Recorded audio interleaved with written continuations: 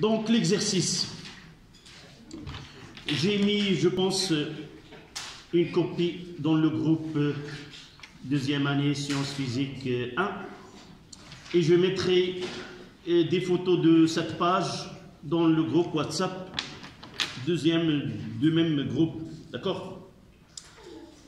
Donc l'exercice, pour faciliter le suivi, s'il te plaît, oui, c'est pas le moment de voir ce qui a été déjà publié. On se propose d'étudier par conductimétrie la cinétique de l'hydrolyse de 2-chloro-2-méthylpropane qui est noté RCl. On suppose que la seule réaction qui a lieu au cours de la transformation étudiée a pour réaction, voici la réaction, je vais la mettre ici, c'est RCl plus, écrivez en même temps que moi, plus H2O liquide, ça donne ROH plus H3O plus Cl-, s'il vous plaît, un peu de silence.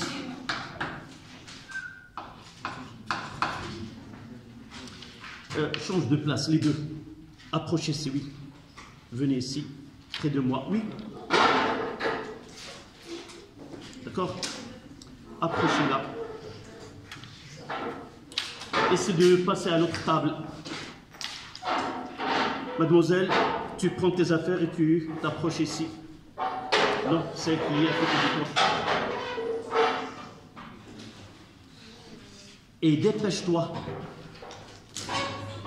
Parce que tu es plus proche de la porte que de sa table.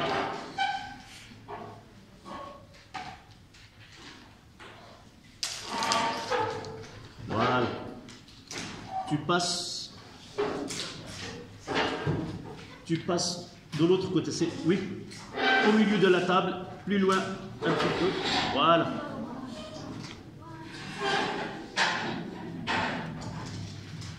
Ça y est. Peut-être comme ça on aura moins de bruit.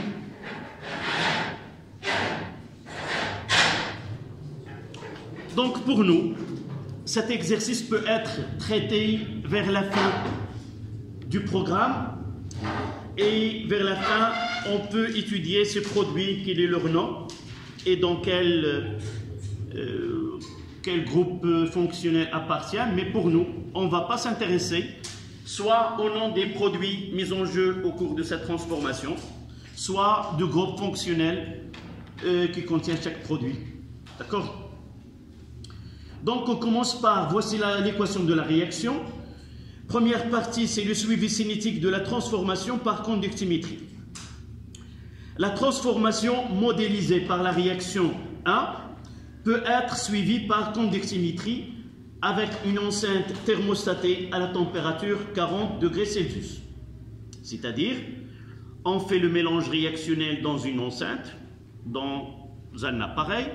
Cet appareil il est thermostaté, c'est-à-dire on peut mettre la température à 40 degrés Celsius et le mélange réactionnel, il va conserver, il va être dans sa température, il ne peut pas varier au cours de la transformation. D'accord? Donc on travaille dans des conditions où la température elle est constante. Pour cela, on plonge dans le bécher contenant le mélange eau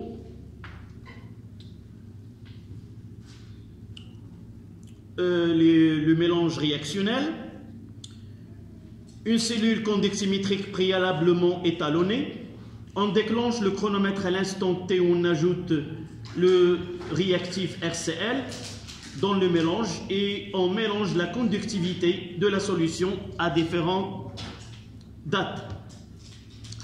Les résultats obtenus sont représentés dans un graphe dans la figure qui est, vous allez le voir, évidemment si vous avez vos portables et si vous avez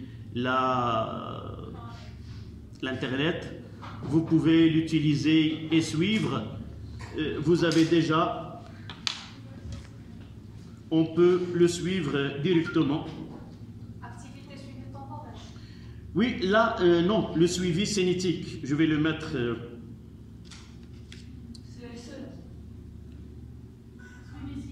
Suivi cinétique par conductimétrie, on propose d'étudier. Peut-être. Non. Donc, je vais le mettre... Oui, ça, celui que nous avons fait avec vos camarades de l'autre groupe. Je vais le mettre maintenant. Si on doit écrire la leçon. C'est un exercice. Du côté... la leçon, vous l'avez déjà fait, vous. C'est l'autre groupe qui ne le...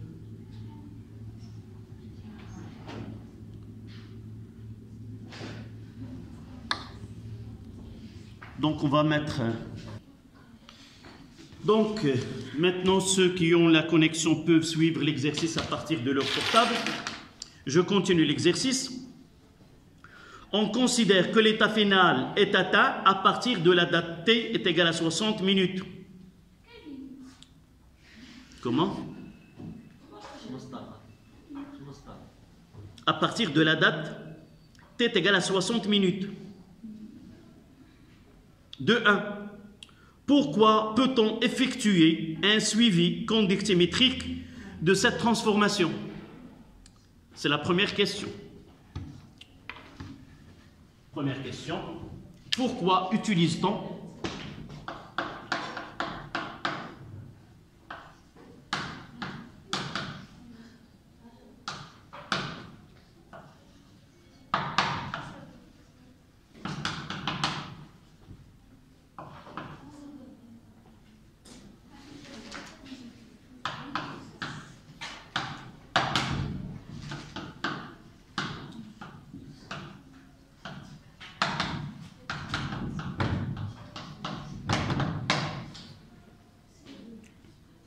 ceux qui n'ont pas pu voir l'exercice, je vais mettre sur le tableau les questions en orange et je répondrai en utilisant la craie blanche. D'accord? D'abord, un petit rappel. Le suivi d'une transformation chimique, c'est quoi? Qu'est-ce qu'on entend par le suivi temporel d'une transformation chimique?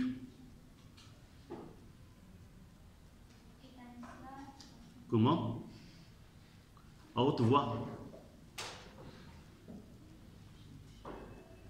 Oui. Tu continues? Non. Le principe, c'est quoi? Lorsqu'on dit on va suivre, d'abord les mots. Qu'est-ce que ça veut dire temporel? Le temps. En fonction du temps. C'est dans le temps. C'est suivre dans le temps une évolution, un changement dans lequel un mélange réactionnel évolue d'un état où on a des réactifs vers l'état où on obtient uniquement des produits, ou un état, comme on va voir par la suite, où on atteint un état final où il y a la coexistence des réactifs et des produits à des concentrations bien déterminées. Mais on n'est pas à ce stade-là. Suivre dans le temps, c'est-à-dire essayer de déterminer la valeur d'une grandeur qui permet de connaître la composition du mélange réactionnel. Généralement, la grandeur qu'on utilise, c'est l'avancement X. Donc, si on arrive à déterminer l'avancement X au cours de temps, nous pouvons dire qu'on fait un suivi dans le temps, au temporel, de la transformation que nous avons. Mais l'avancement X nous permet de suivre une évolution, non pas à partir de X, parce qu'en réalité, on ne peut pas déterminer d'une façon directe X, mais nous pouvons utiliser, soit calculer la pression si il y a un gaz parmi les intervenants de cette transformation, soit le volume de gaz aussi, ou suivre par la conductivité, suivre par le pH. Ces techniques-là s'appellent des techniques physiques. Donc on peut suivre temporellement une transformation chimique, soit par une technique physique, la pression, le volume de gaz, la conductance ou la conductivité, ou le pH. Et nous avons une autre technique qui est chimique, c'est suivre l'évolution de la concentration, soit d'un réactif ou d'un produit. D'accord? Mais pour utiliser ces techniques-là, des conditions doivent être pour qu'on puisse, par exemple, la question posée ici, pourquoi utilise-t-on le suivi par conductimétrie? La conductimétrie, c'est une technique qui se base sur initialement la loi de Ohm, c'est-à-dire à partir de la loi U est égal à Fi. Nous avons constaté que pour les solutions, des solutions ioniques ou pour des réactions qui mettent en jeu des ions, on peut suivre par conductimétrie parce que U est égal à Ri. Nous pouvons là l'utiliser en chimie, en I est égal à G fois U. Et G, c'est la conductance. Puisque le courant électrique, c'est une double migration des ions dans une solution. Donc, les ions peuvent, connaissant l'intensité du courant, nous pouvons connaître la conductance de cette solution. Mais, si vous vous rappelez du cours de première année, nous avons d'abord parlé de la conductance G, et la conductance G, elle est mesurée à partir d'une cellule conductimétrique, et cette cellule-là, G, elle nous donne uniquement ce qui se passe entre les lames de cette cellule conductimétrique. Il ne peut pas nous donner ce qui se passe dans la solution tout entière. Et c'est pour cela que nous avons passé de la conductance à la conductivité. Pour passer de la conductance à la conductivité, nous avons pris en considération plusieurs facteurs. D'abord, ce qu'on appelle les dimensions des ions. Il y en a des ions qui sont petits, des ions qui sont grands. Et il y a des ions qui portent une charge positive, d'autres qui portent deux charges. Donc, il y a des facteurs. Tous ces facteurs-là influencent ou entrent en considération dans la définition de la conductivité.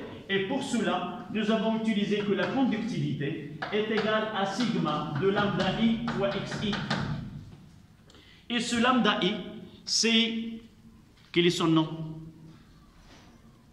La conductivité molaire ionique, c'est celle qui nous donne une idée sur la participation des ions dans la conduction et celle qui diffère la conduction d'un ion par rapport à un autre, de point de vue charge et de point de vue dimension.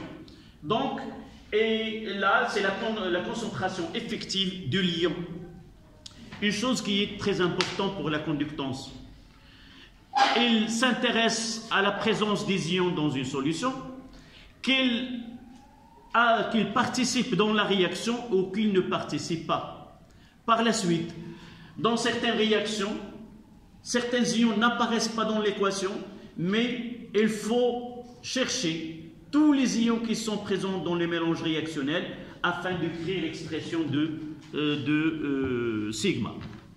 N'oubliez pas que G est égal à K fois sigma. K, c'est une constante. Là, l'unité, c'est en Siemens. Là, l'unité en Siemens, mètre moins 1. Et K, ça sera en mètre. Pour respecter l'équation dimension, parce que A est égal à B, A et B doivent avoir la même unité. Donc Siemens, la Siemens mètre moins 1 fois le mètre, ça donne le Siemens. Donc, on n'a pas parlé des conditions qui nous permettent d'utiliser la conductivité comme technique de suivi. J'ai dit en première année, nous avons dit que certaines conditions doivent être satisfaites. La première des choses, d'abord, il faut que la solution contienne des ions. Deuxième chose, il faut que les solutions soient diluées. de l'ordre de quelques millimoles. Les solutions qui sont concentrées n'obéissent pas à la loi que je viens d'écrire tout à l'heure, c'est-à-dire U est égal à RI n'est pas valable pour des solutions qui sont concentrées. D'accord? Donc, pour répondre à la question, puisque dans l'équation de la réaction, nous avons H3 au plus et Cl-, donc, puisque le mélange réactionnel contient des ions, donc on peut appliquer la technique de suivi par conductimétrie. D'accord? Donc vous notez, comme réponse à cette première question,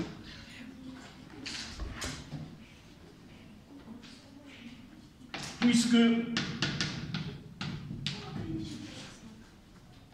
des ions sont mis en jeu,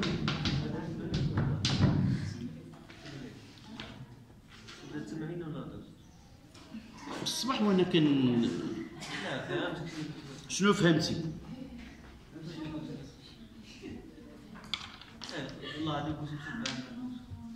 غير دير داك الطربوش مع راساتك سخون وبحال اسمع في الاول وانا خصني ندوى معاك انت بالعربيه صافي؟ لا ندوي معاك بالعربيه. قلت قبل من هذه الحصه هذه راه حنا غادي نديروا تمارين د المراجعه ديال الكيمياء ياك؟ قلت غادي ندير تمرين مع الاصدقاء ديالكم. الفوج الاول درتو بالضغط هاك، وكنت قلت لكم الحصه اللي من بعد راه غادي ناخذ الجروب الثاني وغادي ندير معاه تمرين ديال قياس المواصله. هادشي قلتو غير قبل الحرب ياك؟ وقبيله قلت لكم خذوا الدفاتر ديال التمارين وكتبوا صافي؟ دابا فهمتيني؟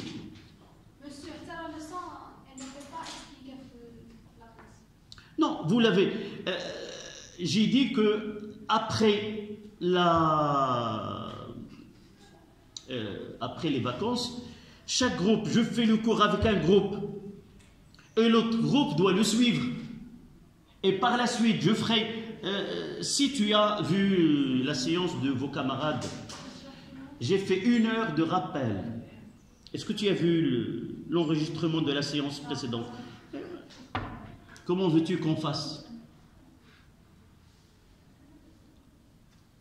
Donc, essayez de voir les enregistrements des séances de notre groupe et il faut la suivre, notez ce qui est non compris et là vous dites, monsieur, dans la séance précédente avec notre groupe vous avez dit telle ou telle chose, j'ai pas compris. Ça veut dire on va expliquer et eux, là, je viens de commencer avec un petit rappel. Là où j'arriverai à une notion donnée, je vais faire un rappel et je donne les relations. Par exemple, dans cet exercice, on parle de la conductivité et de la conductance. Je viens de donner un rappel de cours. Et lorsque j'arriverai à la vitesse de réaction, je reprendrai ce qui est dans le cours. Et si tu ouvres le groupe, tu trouveras la leçon. La leçon écrite par un élève. D'accord? Donc, tant qu'on est dans une telle situation, on est obligé de chaque fois entrer au groupe sur le WhatsApp et entrer dans le groupe Facebook de votre classe, 2e sciences physique 1, et voir ce qui est là. Même des vidéos enregistrées, j'ai mis leur lien sur les parties. Nous n'avons pas le choix. Donc, puisque des ions sont mis en jeu dans cette réaction,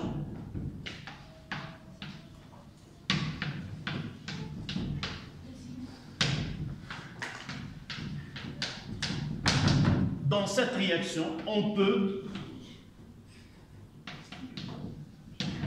utiliser le suivi par conductivité, le suivi par conductimétrie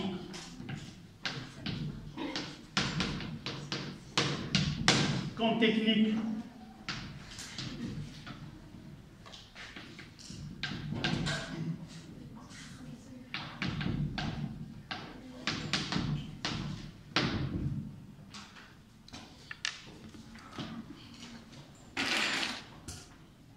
pour compléter.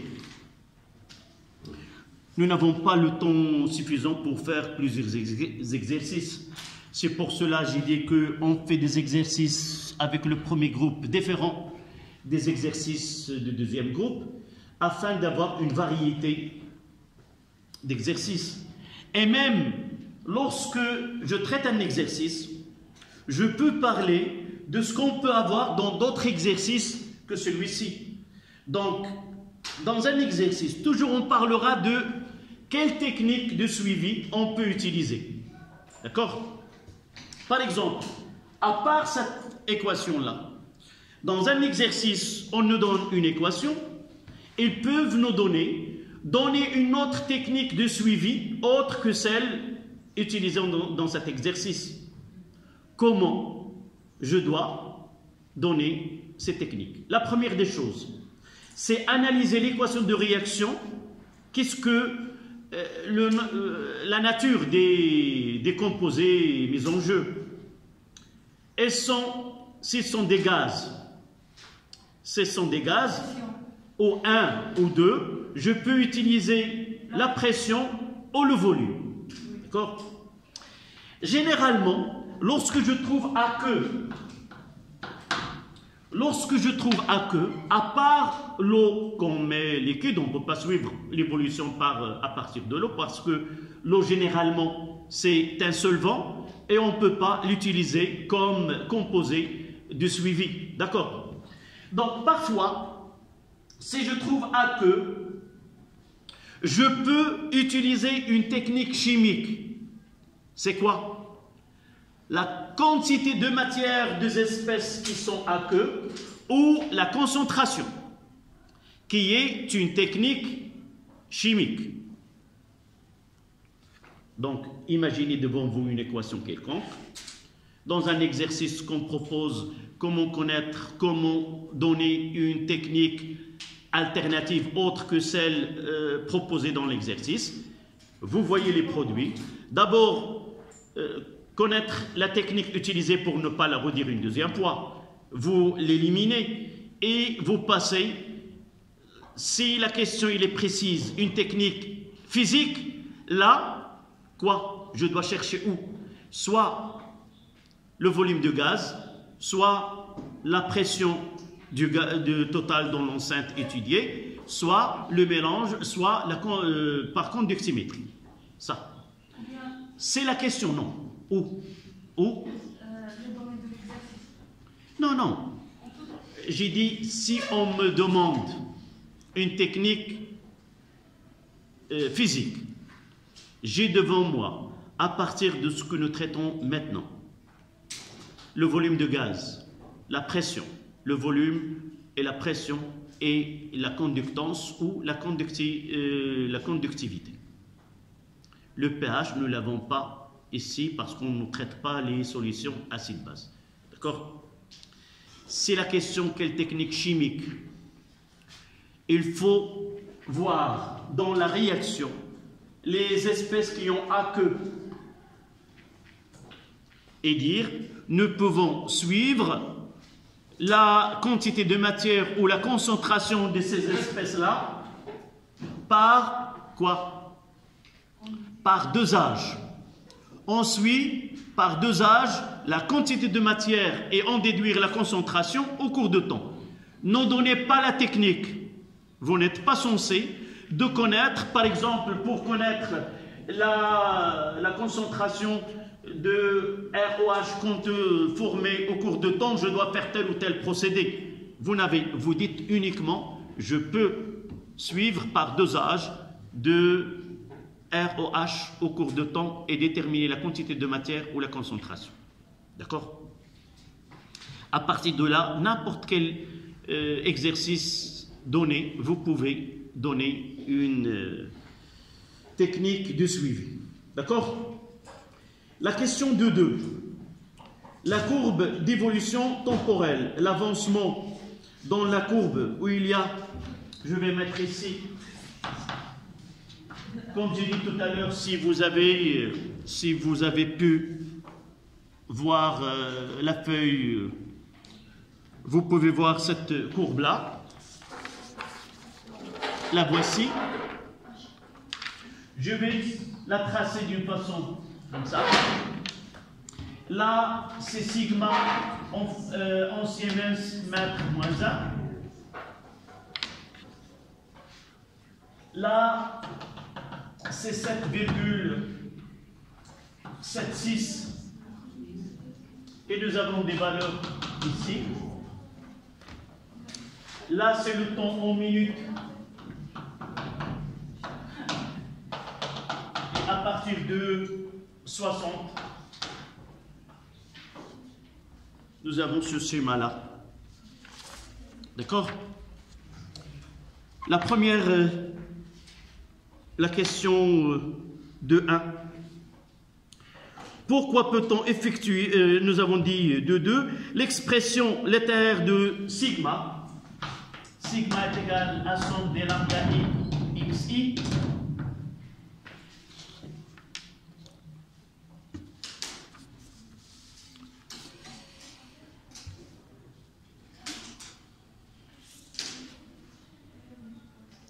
Donc, déduire de écrire sigma, un instant T.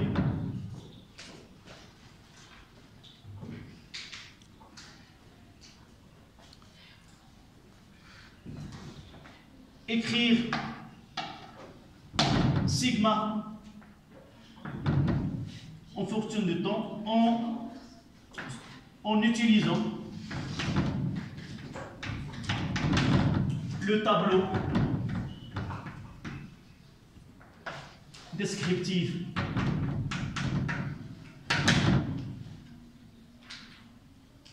en fonction de lambda de H3 au plus et lambda de CL moins.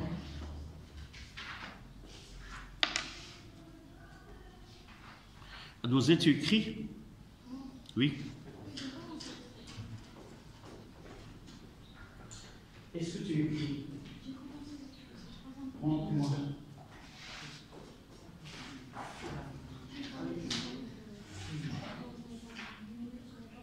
En fait, c'est pas le moment de voir ce qui a été déjà écrit.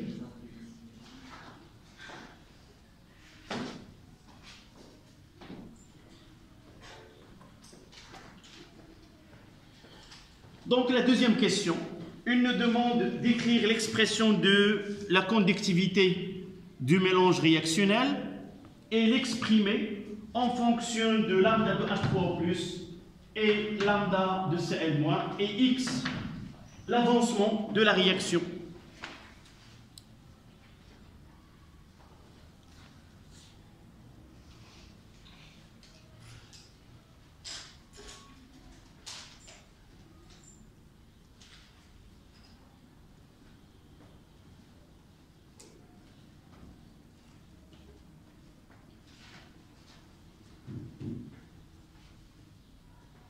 D'accord?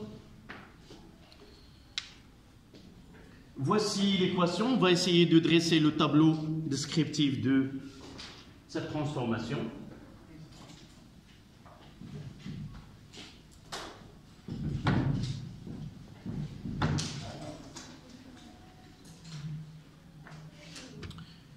Dans les données, on a la quantité de matière de RCl est égale à 9,1 moins 3 moles.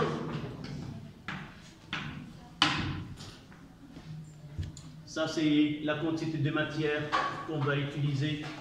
N de RCl est égal à 9,1 10 moins 3 moles.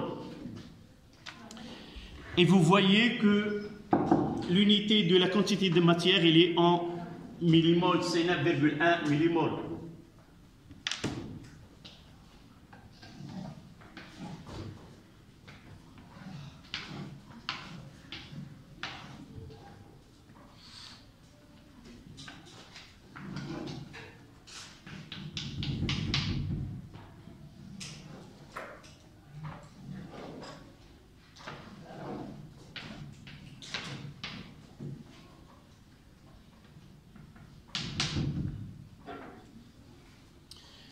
à t est égal à 0,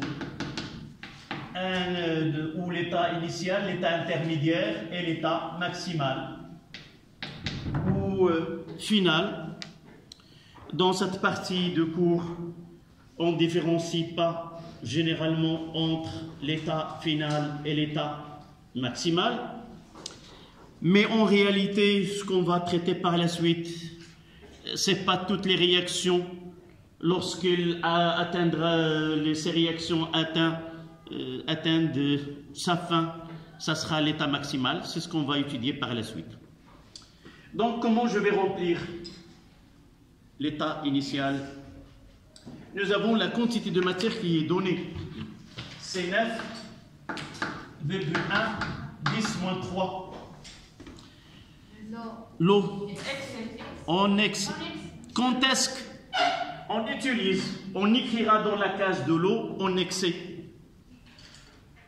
Quand est-ce que c'est pas toujours. On traitera vers la fin des réactions dans lesquelles la fin de... Non. Lorsqu'on travaille dans des solutions aqueuses. D'accord? Lorsqu'on travaille dans des solutions aqueuses, le mélange réactionnel, là, on utilise 9,1 10 moins 3 moles de diclo dans un mélange eau plus acétone. C'est-à-dire, là, on utilise de l'eau comme solvant. Donc là, excès. Et d'ailleurs, ils n'ont pas donné la quantité de matière de l'eau. Dans l'exercice, on n'a pas donné. Donc ça sera ici 0, 0, 0. Là, c'est 9,1 10 moins 3 moins x. Et là, x, et là, x, et là, x. 9,1 fois 10 moins 3 moins x max. X max.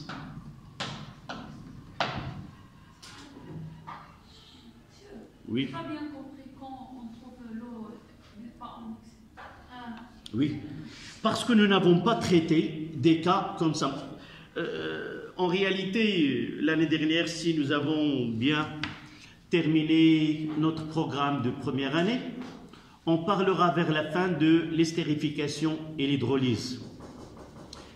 L'estérification et l'hydrolyse, c'est une réaction qui se produit entre un ester, par exemple, si on utilise un acide plus un alcool, il peut nous donner un ester plus de l'eau. Là, on utilise de l'acide pur. C'est pas de l'acide dans l'eau. Non, c'est pas du lié, mais de l'acide pur. On ne va pas mettre de l'eau, par exemple, un volume donné de l'eau, on ajoute quelques... D'accord? On utilise de l'acide, il n'y a pas de l'eau. On ne mettra pas là, ici, à queue. D'accord? On ne mettra pas ici à queue. Si de l'alcool, ce n'est pas une solution d'alcool. C'est-à-dire, je vais prendre 1 litre d'eau et je vais mettre, par exemple, 100 ml de l'alcool. Là, c'est une solution. Dans ce cas-là, je vais mettre, si je mettrais N1, N2, là, 0, je mettrai là 0. Pourquoi? Parce qu'il n'y a pas de l'eau avant. Même si je peux avoir de l'eau ici, je ne vais pas mettre 0. D'accord? Donc, ces questions, pour nous, à ce stade-là, on travaille avec des solutions. Lorsque je lis dans l'exercice, la réaction se produit entre la solution telle et la solution telle, où apparaîtra de l'eau, je vais mettre en excès. D'accord? Donc, comment je vais écrire ce sigma? Qu'est-ce qu'il y a?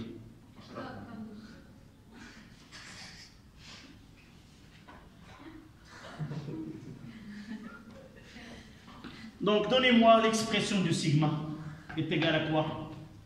Un instant t D'abord, je dois faire l'inventaire des ions qui apparaissent ou qui appartiennent au mélange réactionnel. Vous voyez que les produits sont des produits neutres et apparaîtra H3O+, et Cl-. Donc, nous avons dans cette question-là, uniquement des ions H3O+, et des ions Cl-. Ça sera lambda de H3O+, fois la concentration de H3O+.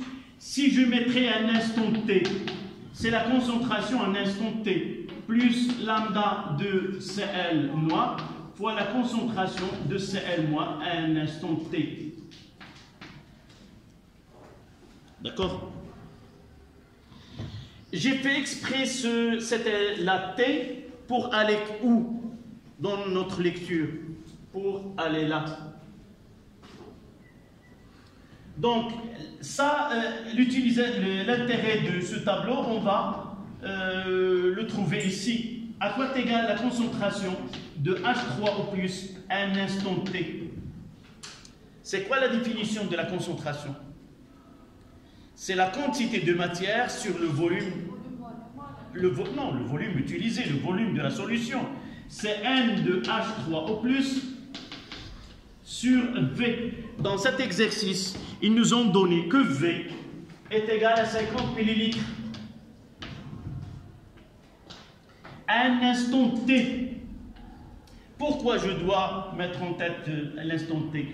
Parce que j'ai ici trois états. Un instant T est égal à 0. S'il me demande 0, je mettrai la 0 et la 0. Et quelle est la concentration à l'instant T est égale à 0 de ces deux ions?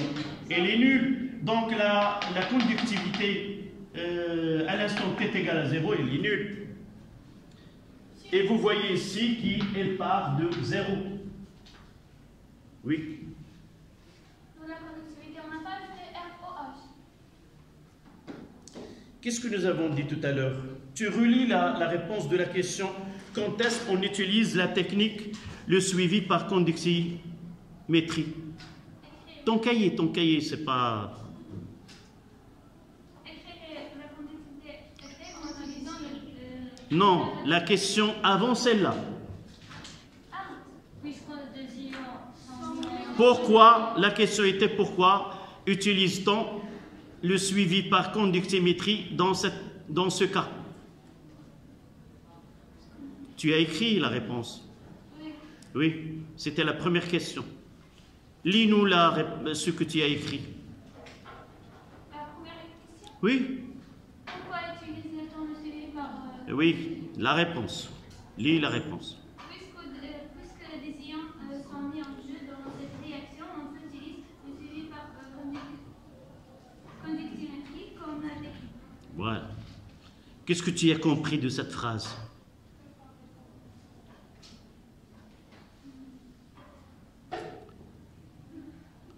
En la lisant, tu as compris ce que tu as écrit? Un peu.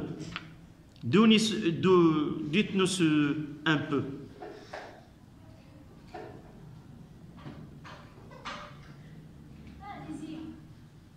Donc, la conductimétrie, c'est une technique où il ne prend en considération que les ions.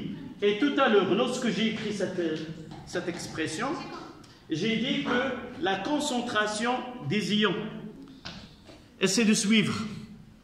Je ne sais pas où tu penses, mais pense à ce qui est devant toi sur le tableau.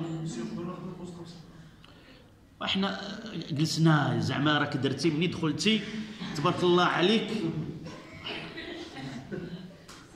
راك غير جالس وكتشرب الماء وكتعاود البافيت ديالك مره الفوق مره كتعاود شنو درتي باش غادي ترتاح.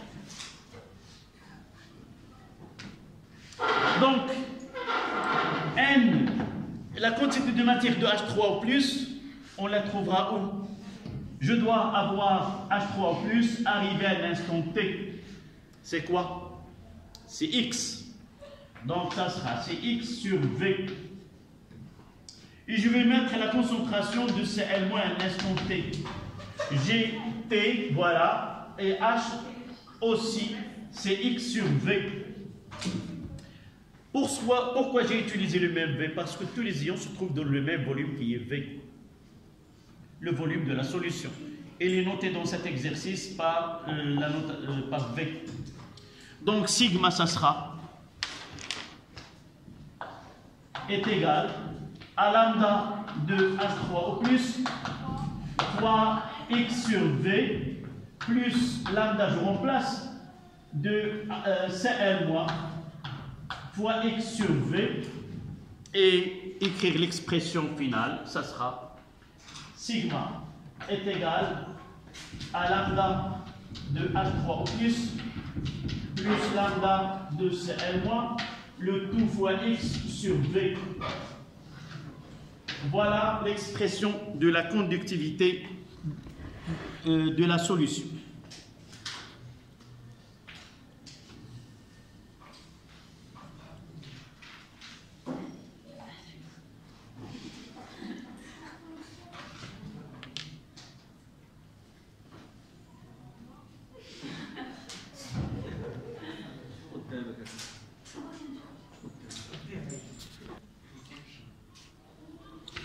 La question 3. On donne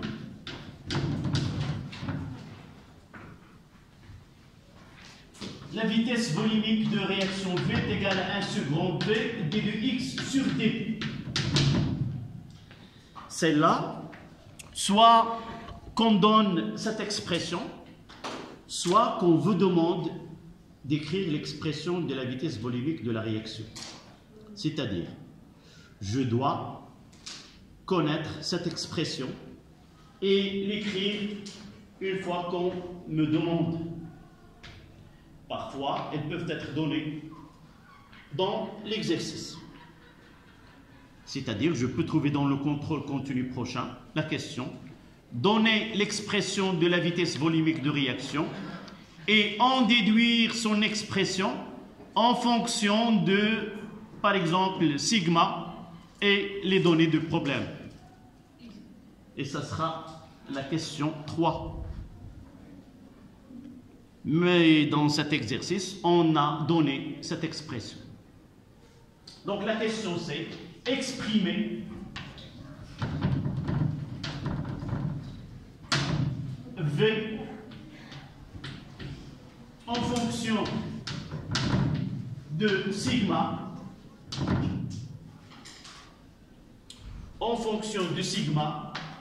et lambda H3 au plus, lambda H au moins et V.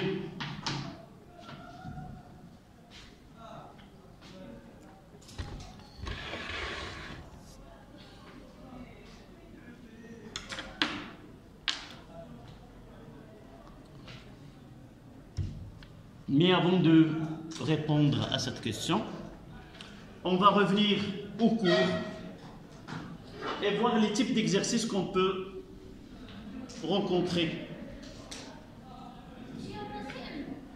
Comment? Oui, lambda de CL moins.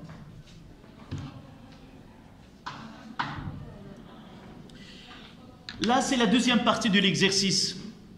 Dans cette deuxième partie, on dépasse la question concernant le tableau descriptif, l'expression de sigma par exemple, ou la relation entre la quantité de matière et le volume de gaz, la quantité de matière ou la pression. Donc ça dépend de la technique qu'on utilise. Généralement, si on utilise par exemple le suivi par le volume, on fait un tableau descriptif, puis on demande donner l'expression de l'avancement X en fonction de la pression du gaz mise en jeu. Essayez de revoir l'exercice de vos camarades de l'autre groupe. Par la suite, on demande l'expression de V en fonction du volume de gaz. Là, nous avons choisi la technique de suivi par conductimétrie. Il nous demande d'exprimer la conductivité en fonction des données de l'exercice. Par la suite, il nous demande parfois donner l'expression et en déduire en fonction de sigma. Donc, comment peut-on, à partir de cette relation qui est 2 et de la relation A qui est là, établir une nouvelle expression de la vitesse volumique de réaction? Comment? Question 3 là. Je ne veux plus avoir X, mais au lieu de X doit être sigma, lambda de H3 au plus, lambda de Cl moins, et le volume de la réaction V.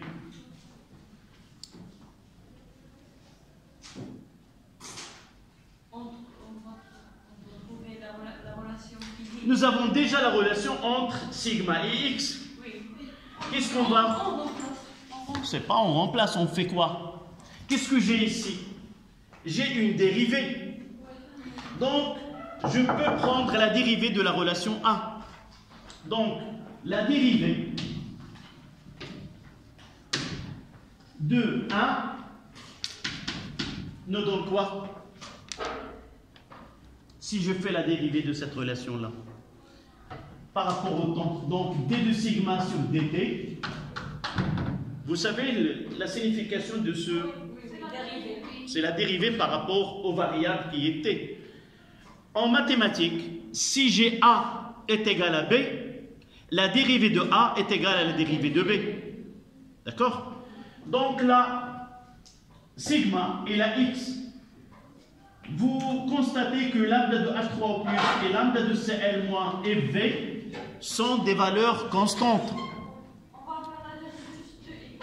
Évidemment, si j'ai la dérivée de lambda fois f de x est égale à quoi? Est égale à lambda fois f' de x. La dérivée d'une constante fois une fonction est égale à la constante fois la dérivée de la fonction. Donc, puisque x varie avec le temps, là la fonction c'est x et là y en fonction de x. Donc ça sera égal à quoi? C'est, je fais sortir la constante lambda de H3 au plus lambda de Cl moins, le tout sur V fois d de x sur dt. Donc la dérivée, elle va atteindre uniquement x. Ici, alors la dérivée de la conductivité est égale à la dérivée sur dt. Comment? Là, en mathématiques, vous utilisez comme symbole de dérivée prime. Oui. Pour nous, en physique, on l'exprime par la dérivée de sigma par rapport aux variables t. En physique, on utilise la dérivée par rapport au temps. Donc, ce d de x, là, c'est 2 sur dt. C'est un symbole. On l'unit. La dérivée de ce que vient derrière ce symbole-là par rapport aux variables t. Vous allez étudier par la suite, Inch'Allah, une fonction qui a plusieurs variables. Et lorsqu'on veut faire la dérivée, il faut mentionner de quelle variable. Par exemple, si j'ai une fonction f de x et de y qui est deux variables, je ne peux pas faire f' de x, y. Je dois faire quoi? D de f de x, y sur d de x. Et je vais dériver par rapport à x, et y sera comment? Constante par rapport à x. Mais en mathématiques, vous n'avez qu'une seule variable. Toujours, vous mettez y en fonction de x. C'est pour cela, c'est facile d'écrire y' est égal, c'est y est égal à x carré, vous mettez 2x. Mais en physique, le variable, ce n'est pas x, c'est le temps. D'accord? Donc, ce qui reste quoi? C'est avoir d de x sur dt. Si je garde uniquement d de x sur dt, est égal à quoi? Ça sera v sur lambda de H3 au plus lambda de Cl moins, le tout fois d de sigma sur dt. Ce qui reste pour l'écrire, c'est quoi? C'est 1 sur V fois... Voilà. 1 sur V fois cette partie-là. D'accord?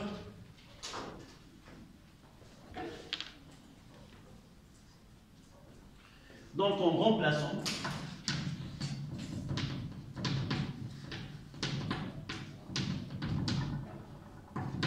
j'aurai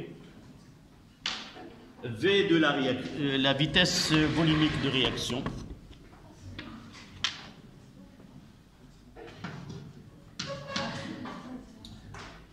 Le V, 1 sur V fois V, ça donne 1 sur lambda de H3O+, plus lambda de Cl- fois D de sigma sur dt. Voilà l'expression de V.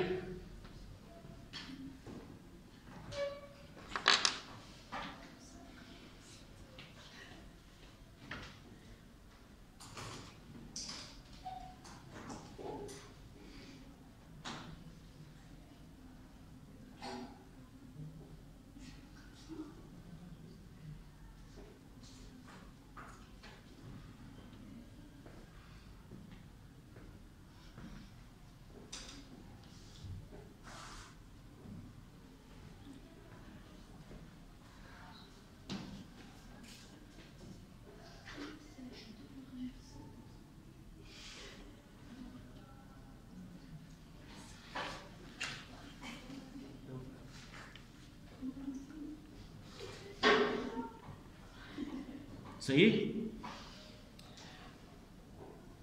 On passe à la question suivante, qui est 4.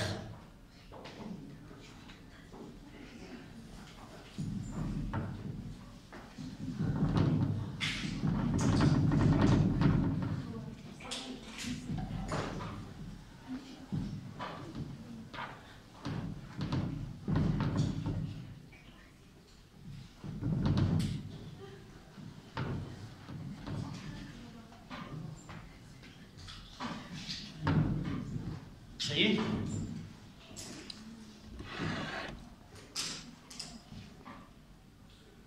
أنا جايب شي حاجة زايدة معك. ها؟ ما كتقولش شي معاوضة.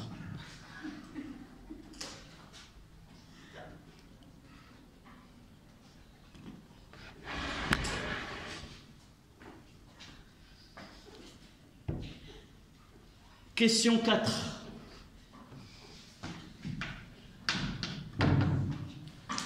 Il nous demande de définir le temps de demi-réaction. Donc, définir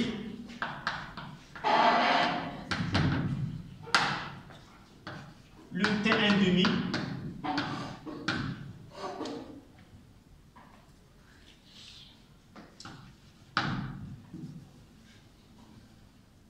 et calculer sigma 1 demi.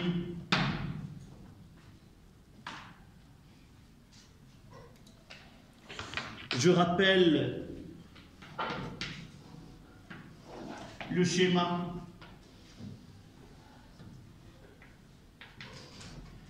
Là, nous avons 7, sigma en Siemens mètre moins 1. Là, c'est le temps en minutes.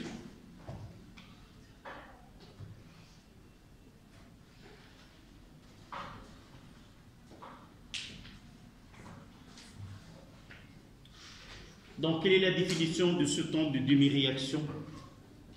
Ln de 2 sur lambda 2. T1 demi, T Ln de 2, c'est en nucléaire.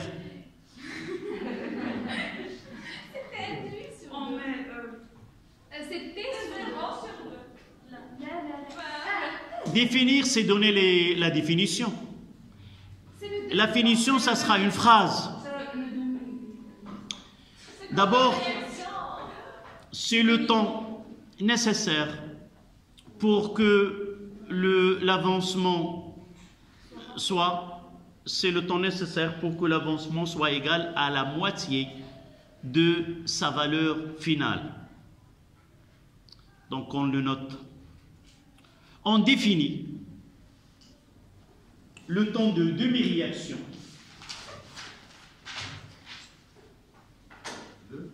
On définit le temps de demi-réaction,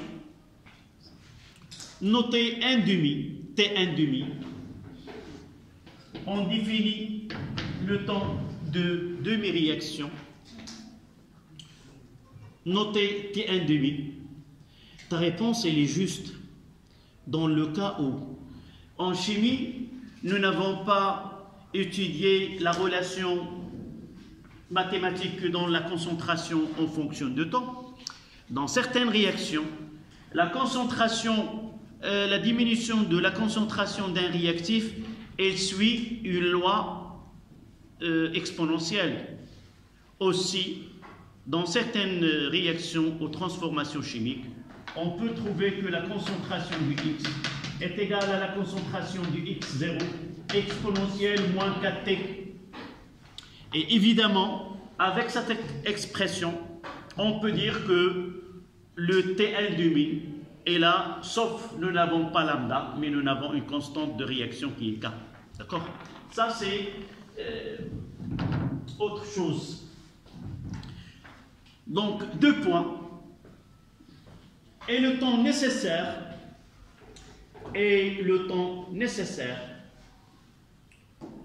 pour que l'avancement X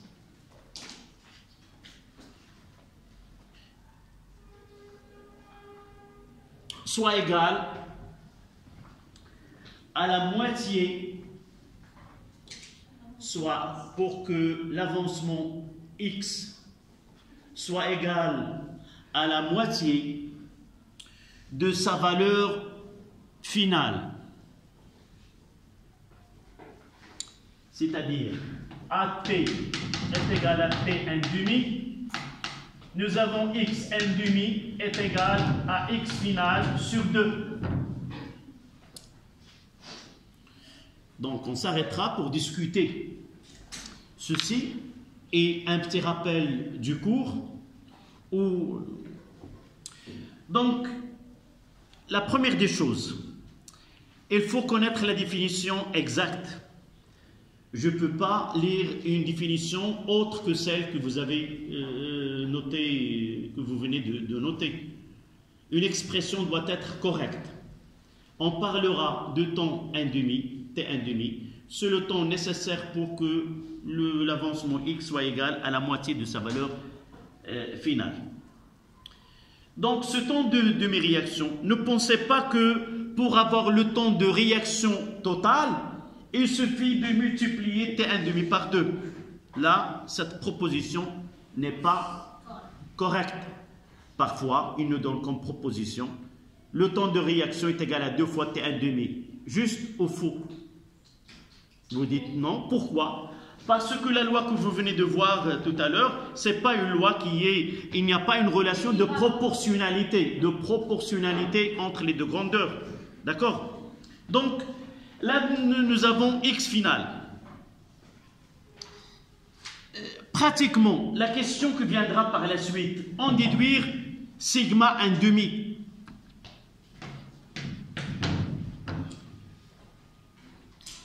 Sigma 1,5, elle est liée à X1,5. D'accord? Si je fais sigma en fonction de temps, est égal à quoi?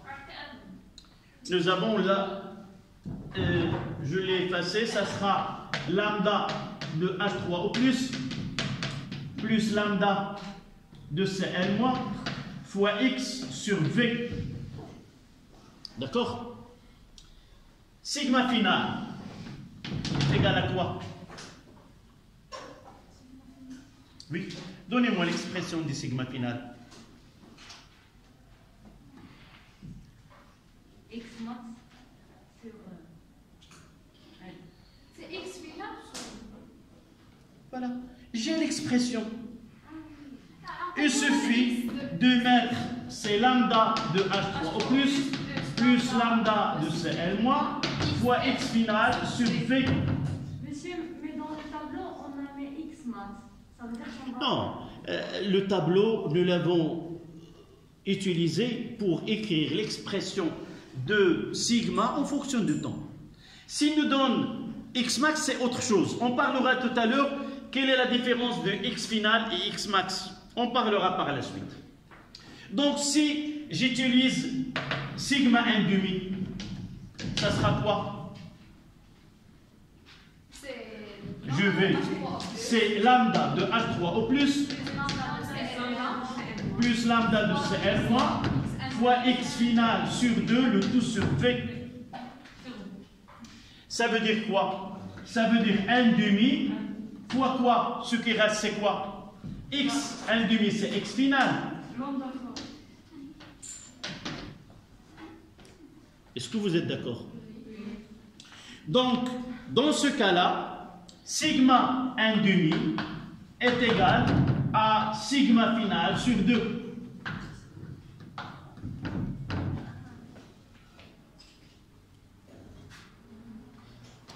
Qu'est-ce que j'ai fait? J'ai écrit l'expression de sigma final en fonction de x final. Sigma 1,5, c'est x 1,5, mais x 1,5, c'est x final sur 2. Donc j'aurai quoi? Si je fais x final, je vois parmi vous qui... Je vais écrire, détailler, ça sera lambda de A3 au plus lambda de CL moins, le tout sur V fois x final sur 2. Donc ce de là, je vais la mettre en facteur, et ce qui reste, c'est lambda de H3 plus lambda de CL moins fois x final sur V, c'est celle-là. Donc ça donne sigma 1,5 est égal à sigma final sur 2. Tu as de la chance d'avoir une bavette. Pourquoi? Parce qu'avec laquelle tu caches la moitié de ton visage. D'accord? C'est pas la peine de mettre la main. Tu as déjà une bavette. D'accord? Donc, comment peut-on calculer sigma 1,5? Et là, on parlera des exercices qu'on peut avoir. Généralement, dans tout l'exercice qu'on traite ici, il y a une réaction, un tableau descriptif où il y a le variable le plus important, c'est x. Parfois, c'est pas parfois, mais par la suite, on choisit une grandeur de suivi, d'accord, qui sont quoi? Soit V, le volume de gaz, soit P, la pression de gaz, soit sigma, c'est-à-dire la conductivité, soit la conductance G, soit la concentration. On ne peut pas trouver un exercice qui ne suit pas ce chemin-là. La moitié de l'exercice, on va essayer de lier l'étude que nous avons faite, soit avec le volume, soit avec la pression, soit avec sigma, soit avec la grandeur qui donne. Et là, on fait une relation. Le schéma ou la courbe qu'on nous donne, nous avons des possibilités.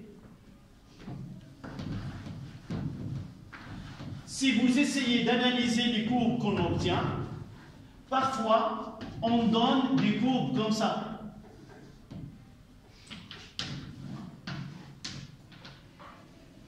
C'est deux types qu'on peut avoir. Entre les deux, il y a une différence. Dans ce cas-là, on peut tracer quoi? La droite, l'asymptote là. Et là, ça donne la grandeur x finale, la parallèle. C'est-à-dire, à partir de là, on peut constater que l'évolution du système ou le système atteint son état final. Il ne peut pas évoluer. D'accord?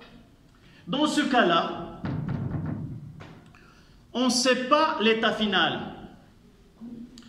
Donc, on ne peut pas utiliser cette relation-là. Mais dans l'exercice, dans ce cas-là, on considère que x final est égal à x max, où il nous donne réaction totale.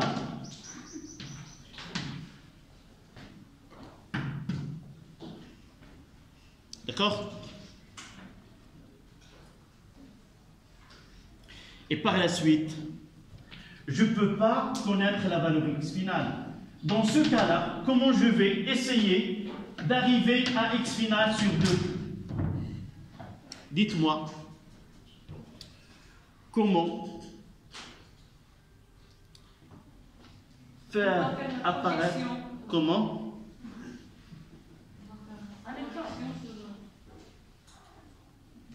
Il n'y a pas le x final. Où? C'est là où on va utiliser le tableau. Tu as parlé de l'état maximal.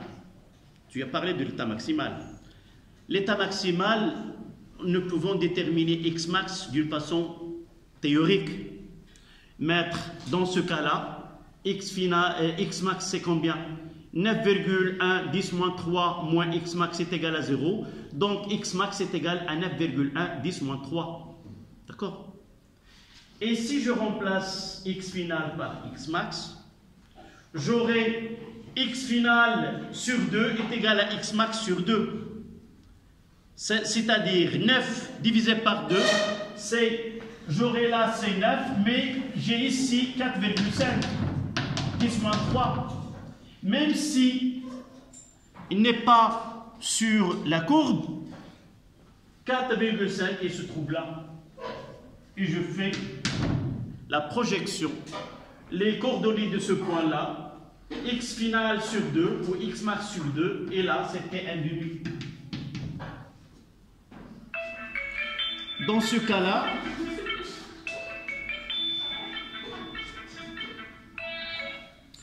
cas-là, j'ai pas besoin de connaître si la réaction est totale ou non. Parce que quoi? J'ai déjà x final. Je fais la moitié. Je fais la moitié. Et je lis. Une minute, s'il vous plaît.